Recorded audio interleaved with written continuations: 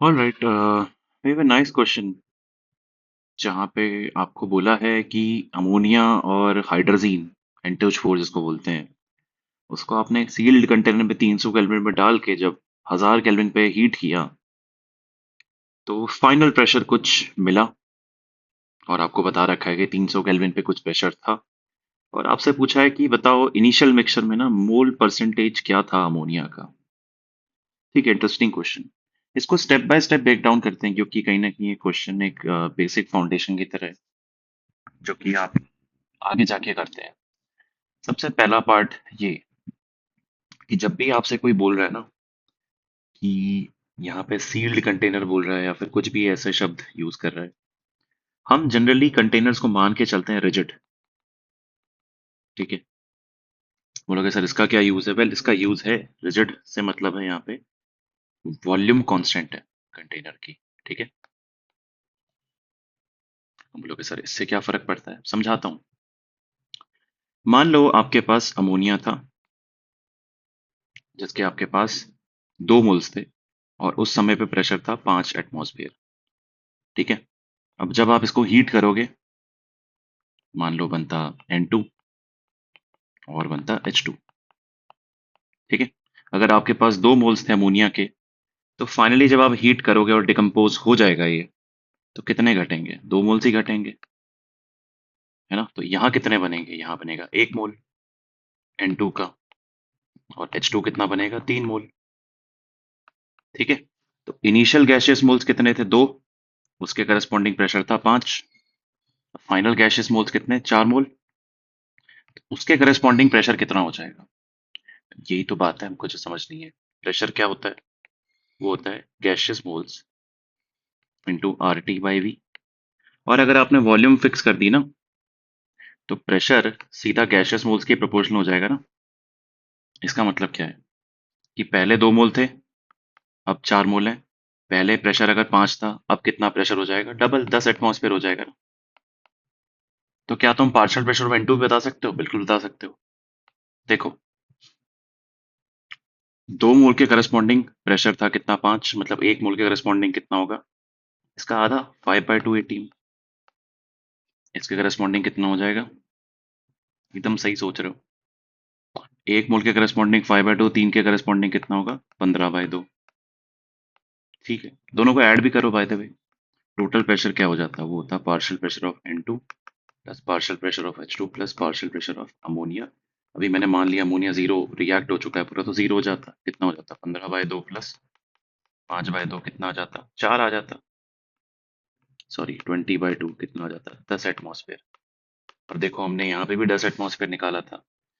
तो एसेंशियली ना, हम यहाँ पे क्या बोल सकते हैं, इसको समझिए अच्छे से, अच्छे से समझना कि मान लो यहाँ पे प्रेशर है 2 एटमॉस्फेयर और यहाँ से एक्स प्रेशर घटा। यहाँ से एक्स प्रेशर घटा रिएक्शन की वजह से, अमोनिया रिएक्ट कर रहा है ना, उसकी वजह से। तो यहाँ जो प्रेशर है ना, वो कितना बढ़ेगा? वो x/2 बढ़ेगा और यहाँ पे 3x/2 बढ़ेगा, क्योंकि कहीं ना कहीं प्रेशर किसके प्रोपोर्शनल है? मोल्स के, है ना। जैसे अगर मैं यहाँ पे बोलता, यहाँ से मान लो x1 मोल्स घटते, तो यहाँ मोल्स कितने बढ़ते? x1/2। यहाँ बनते 3x1/2। क्यों? जितना घटेगा उसका आधा यहाँ बनेगा, 3/2 यहाँ बनेगा।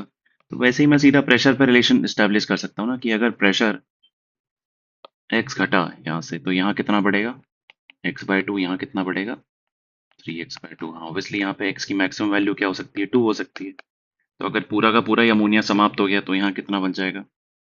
यहाँ आधा बन जाएगा।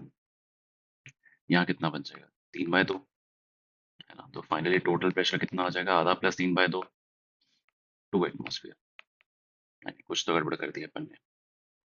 यहाँ अगर x घटेगा और यहाँ x/2 बढ़ेगा, यहाँ 3x/2 बढ़ेगा। तो x की मैक्सिमम वैल्यू क्या है? 2 है ना। सॉरी, यहाँ पे आधा थोड़ी हो जाएगा, x की मैक्सिमम वैल्यू 2 है, तो यहाँ 1 बनेगा, यहाँ 3 बनेगा, तो मतलब 4 आ जाएगा फाइनल प्रेशर, अगर ये पूरा का पूरा डिकम्पोज हो गया कांस्टेंट वॉल्यूम पे। अब इस कंसेप्ट को जो हमने सीखा है उसको यूज करते हैं। तो क्वेश्चन में करा क्या है, देखो, इन्होंने एक इनिशियल मिक्सचर दिया था अमोनिया और N2H4 का। ठीक है, जिसका प्रेशर उन्होंने दिया था 0.6 एटमॉस्फेयर। ये तब था जब ये 300 केल्विन पे था। इसी मिक्सचर को क्या किया उन्होंने, हीट कर दिया 1000 केल्विन पे मिक्सचर पे। 1000 केल्विन पे भी क्या बनेगा, अमोनिया और N2H4 ही बनेगा भाई। बस वो 1000 केल्विन पे हो जाएगा। तो ये जो प्रेशर यहाँ 0.6 है वो 0.6 से ज्यादा हो जाएगा और फिर ये टूटना शुरू हुआ, ये डिकम्पोज हुआ और इसने क्या बनाया, इसने बनाया N2+H2। ऑब्वियसली ये अलग रिएक्शन करेगा, ये अलग रिएक्शन करेगा, हमको दोनों को कंबाइन करके लिखना है। तो let's do it step by step. सबसे पहले ना इस स्टेप पे आ जाते हैं कि जब आपने अमोनिया और N2H4 के मिक्सचर को 300 केल्विन से 1000 केल्विन पे कन्वर्ट किया तब प्रेशर क्या होगा। तो देखो, कांस्टेंट वॉल्यूम है, प्रेशर क्या होता है, वो होता है nRT/V। वॉल्यूम कांस्टेंट है, नंबर ऑफ मोल्स भी कुछ समय के लिए कांस्टेंट है जब तक डिकम्पोज ना करे। तो प्रेशर क्या हो जाएगा, टेम्परेचर के प्रोपोर्शनल, मतलब मैं लूसैक लॉ लगा सकता हूँ। वो क्या बोलेगा कि P at 300 kelvin divide by P at 1000 kelvin will be equal to 300/1000। तो P 1000 क्या हो जाएगा, वो हो जाएगा P 300 इंटू 1000/300। कितना था P 300, 0.6 इंटू 1000/300। आप इसकी वैल्यू निकालिए, आएगा 2 एटमॉस्फेयर। मतलब 1000 केल्विन पे जैसे ही आपने इस कंटेनर को हीट किया, प्रेशर हो चुका था 2 एटमॉस्फेयर और ब्रेक डाउन शुरू होगा अमोनिया और N2H4 का।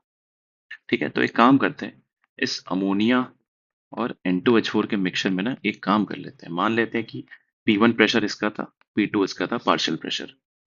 मतलब P1 प्लस P2 कितना हो जाएगा, 2 एटमॉस्फेयर हो जाएगा। नहीं, बहुत बढ़िया। वैसा क्यों मान रहे हैं, क्योंकि अलग अलग रिएक्शन होगा ना दोनों का। देखो अमोनिया कैसे डिकम्पोज करेगा, अमोनिया देगा half N2 plus 3/2H2। N2H4 क्या देगा, वो देगा N2 प्लस 2H2। तो यहाँ पे प्रेशर था P1। जब ये P1 पूरा का पूरा घट जाएगा और ये जीरो हो जाएगा अमोनिया का प्रेशर, तो यहाँ पे N2 का प्रेशर क्या हो जाएगा, कहने से वो हो जाएगा P1/2। ठीक है, यहाँ कितना हो जाएगा, यहाँ हो जाएगा 3P1/2। ठीक है, इसका प्रेशर तो हो गया जीरो।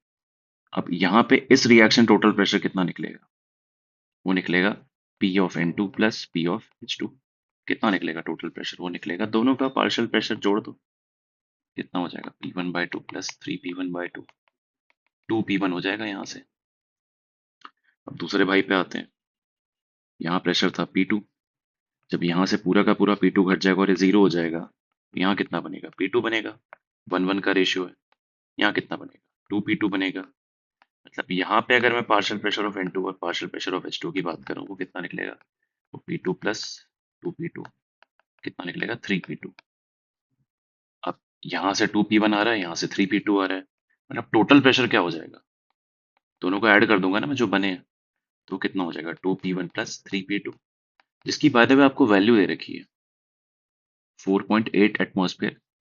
कंप्लीट डिकम्पोजिशन के बाद है ना, मतलब हमें पूरा इसको खत्म कर देना था।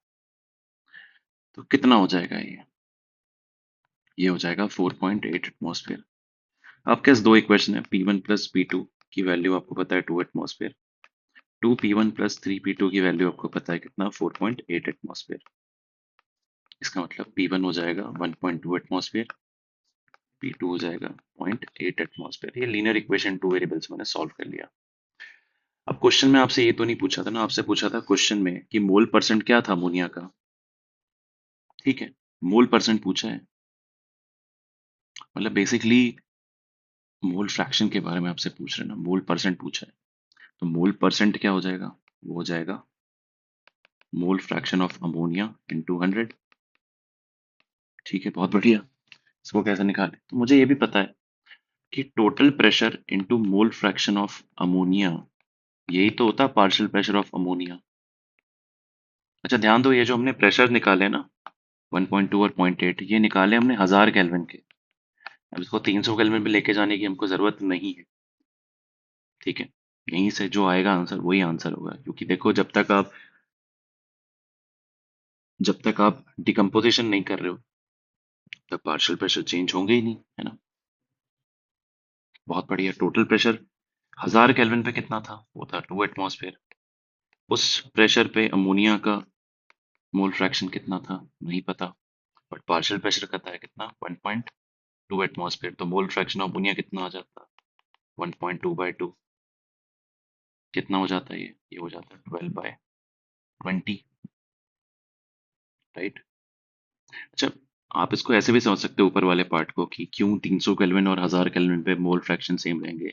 देखो, गैस को हीट करने से बस उसका टेम्परेचर चेंज होता है ना, उसमें जो कंपोजिशन है मोल्स का वो थोड़ी चेंज हो जाएगा, है ना।